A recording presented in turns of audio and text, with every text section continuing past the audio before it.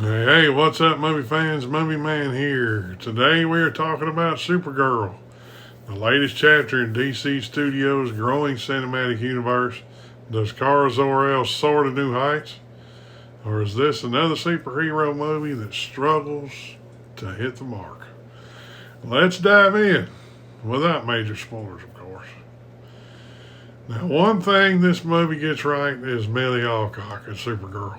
She is awesome. She delivers a confident, emotional, rebellious version of Kara Zor-El that's very different from Superman. Instead of being the perfect symbol of hope, she's flawed. She's sarcastic and still dealing with trauma and the loss of Krypton. It's a refreshing take on the character. The film follows Kara Zor-El on an interstellar journey filled with revenge, dangerous enemies, and unexpected friendships along the way. The story borrows heavily from the graphic novel Supergirl, Woman of Tomorrow, giving it a more of a space western feel than your traditional superhero movie. While the premise is interesting, the script doesn't always live up to its potential. Some emotional moments land really well, but the pacing is uneven and several supporting characters don't even get enough development. Like the villain, for example. He just pops up. Hey, I'm here. I'm ready to wreak havoc now. No backstory, no nothing. The action scenes are entertaining, especially when Supergirl fully unleashes her powers. There are some creative alien worlds and impressive visual effects. Kind of gives you a Guardians of the Galaxy vibe. With that being said, some fight sequences go on longer than they need to, and the editing occasionally makes the action feel choppy. I mean, the editing's just all over the place in this movie. It's really slow in the first couple acts. But Millie Alcock easily carries this movie. She brings attitude, vulnerability, and charisma to the character, making her one of the most interesting new heroes in the DC universe. The supporting cast is solid as well.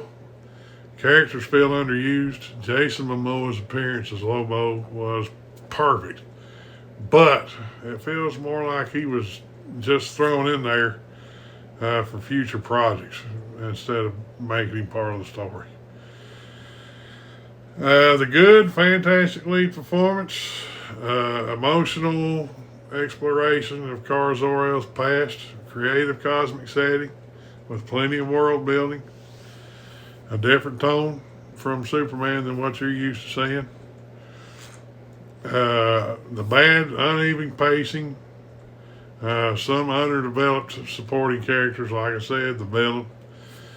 The action occasionally lacks impact, but Supergirl isn't the home run DC was probably hoping for, but it's far from a disaster also. It's not as bad as they say it is. It's a character-driven adventure filled with an excellent lead performance. Even if the screenplay doesn't fully capitalize on its emotional themes, if you're a DC fan, it's definitely worth watching. But if you go into the movie expecting the next Dark Knight or even the 2025 Superman, you're probably going to leave wanting more or leave very disappointed. I give this a 7.5 out of 10. Thank you for watching. I hope you enjoyed this review. If you like what you see, like, comment, share, subscribe.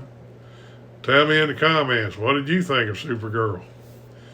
And I'll see you guys later. Oh, one final thought.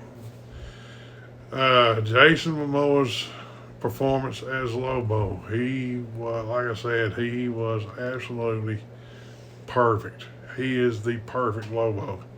Perfect live action on screen Lobo. He looks exactly like the comic book version of the character.